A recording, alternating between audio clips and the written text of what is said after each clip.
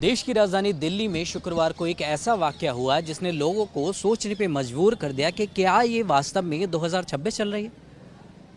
शुक्रवार को दिल्ली यूनिवर्सिटी के अंदर एक ऐसा वाकया होता है जहां पे दो पक्ष आमने सामने हो जाते हैं और जो लड़ाई थी बहुत ही ज़्यादा पेचीदा थी। एक जगह यूजीसी के रेगुलेशंस थे और एक जगह उनके जो खिलाफ थे वो लोग थे। और इसके अंदर एक सवाल पूछने पर भीड़ इतनी आग बबूला हो जाती है कि वो ना लड़की देखती है ना लड़का, बल्कि उस पर धावा बोल जाती है। भैया क्या सच्चाई है? आप यहीं पे रहते हैं, आप सबसे पहले आपका परिचय। मैं डॉक्टर विक्रम चौरसिया, यही अपने दिल्ली विश्वविद्यालय के बगिया का मैं भी एक फूल हूँ जी। यहीं से हमारी पढ़ाई हुई है। जी।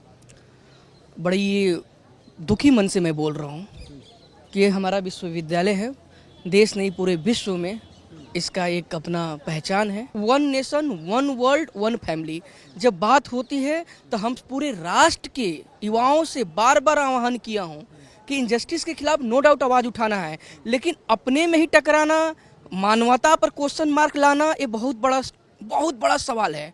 क्योंकि ये बहुत दर्द यहाँ मेरे को हुआ है ये सब चीज़ देख कर। क्योंकि अब आप सोच के देखिए कि लोकतंत्र में लोग अपने अधिकारों की बात करते हैं, आर्टिकल 14 to 18, लेकिन जब ड्यूटीज की बात होती है आर्टिकल 51A की, तो अक्सर पढ़े लिखे लोग नदारत हो जाते हैं।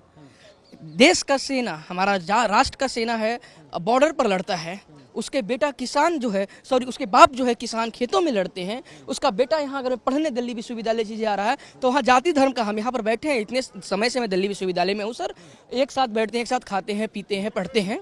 अब ये बताइए कि ये जो पूरा प्रकरण हुआ था, मैं वहाँ देखा एक लड़की गिरी हुई है, उनको ऐसे कई बार मैंने देखा है चीज़ें, ठीक ना। और एक लड़की जा रही हैं, वो खुद को बोल रही है हम यूट्यूबर हैं, चैनल चलाते हैं, ठीक ना, न्यूज़ चलाती हैं, तो एक पानी पिलोगी समथिंग ऐसे कुछ था वर्ड्स, ठीक ना।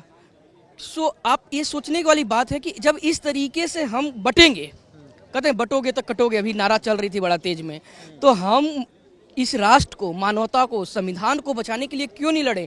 अपने में ही क्यों लड़ रहे हैं? सबसे बड़ी बात ये है कि जब ऐसा होगा तो क्या ये विश्वविद्यालय रह जाएगा? क्या ये सेंट्रल लाइब्रेरी रह जाएगी? क्या इस विश्वविद्यालय में पढ़ने वाले छात्र होंगे जब उनके साथ जातीय भेदभाव होगा कि तुम ऊंच हो नीच हो? ये चीज़ें देखा, EWS आया था, मैंने खूब सपोर्ट किया, मैंने लिखा न्यूज़ में, क्योंकि मैं अपने स्कूल टाइम से स्लम्स के बच्चों को पढ़ा रहा हूँ। जब से दिल्ली आया हूँ 2015 से, तब से मैं आपको बता दूँ, मैं बैंक का जॉब छोड़कर आया था दिल्ली UPSC की तैयारी करने के लिए। मैं यहाँ झुग्गी झोपड़ियों को पढ़ा रहा हूँ और उसमें मेरे पास बैग मेरा लाइब्रेरी में पढ़ा हुआ है, तो आपको दिखाते मैं, उसमें रिपोर्ट एक चीज बच्चों का, एक परिवार का है, उसमें भी एक दो ऐसे व्यक्ति हमें मिले जो अपर क्लास के थे, स्वर्ण समाज के थे, लेकिन वो कुछ छोटा मोटा काम करते हैं, उनका बच्चा वहाँ पर झुग्गी में लोग रहने की मजबूर है। तो हमें लगा कि नहीं, जस्टिस होना चाहिए, लोग सोशल जस्टिस मिलना चाहिए, पॉलिटिकली जस्टिस मिलना चाहिए। इनजस्टिस किसके साथ में सर? सबसे पहली बात ये आ जाती है, उस दिन वो वाकया हुआ, एक लड़की अगर क्रॉस क्वेश्चनिंग करती है और आप कर रहे होते हैं प्रोटेस्ट, तो उसमें कौन गलत था? क्या सवाल पूछने वाला या जो वाकया हुआ उसके साथ में, या वो? जिस तरीके से वीडियो वायरल हो रहा है पूरा देश देख रही है, ठीक ना। आप लोग लोकतंत्र के चौथा स्तंभ है, उस मीडिया का बहुत बड़ा योगदान है, धन्यवाद करता हूं कि लोकतंत्र की चौथा स्तंभ हमेशा रहती है। आप उस वीडियो को देखिएगा, किस तरीके से किसी को ऐसे पकड़ा जा रहा है, वो गिर रही हैं, ठीक ना। अब वो क्या प्लान था, चीज़ें तो हमें नहीं पता, ठीक ना, क्योंकि मैं उसमें ऑनेस्टली कहीं से शामिल नहीं था। मैं 2 महीने के बाद घर से आया हूँ, ठीक ना, कुछ अपना पर्सनल भी, मम्मी की तबीयत खराब था, तो इस चीज़ से। लेकिन हम कहना क्या चाह रहे हैं, देश के प्रधानमंत्री तक ये मैसेज जाना चाहिए, पार्लियामेंट में बैठे हुए जितने लॉ मेकिंग का पार्ट्स हैं उन सबसे जाना चाहिए कि आज आज़ादी के इतने वर्षों के बाद भी हम अगर में ये देखेंगे कि तुम किस जात से है, तुम किस जात से है, इसलिए हमारे साथ ये जो शिक्षा का स्थल है, यहाँ ऐसी घटनाएं घटेगी। तो जब यहाँ से मैसेज आएगा तो समझिए, यहाँ से जो लड़का ब्यूरोक्रेट में जाएगा, कोई पॉलिटिशियन बनेगा, कोई बिजनेस करेगा, तो फिर जब उसके मन मस्तिष्क में बैठा रहेगा, तो 4 साल के बाद जब वो जाएगा उसका बेटा पढ़ने के लिए, या यहाँ का जो किसी डिपार्टमेंट का HOD हो या VC हो, तो वो उसी जाति एंगल से देखकर फिर उसका एडमिशन देंगे, फिर उसका PhD में इनरोल्ड होगा। तो बात ऑनेस्टली, बात को पूरा इसलिए कर लेने दीजिए पहले कि ऑनेस्टली जिस तरीके से एक डायलेमा है, मैंने आर्टिकल 51A की बात की,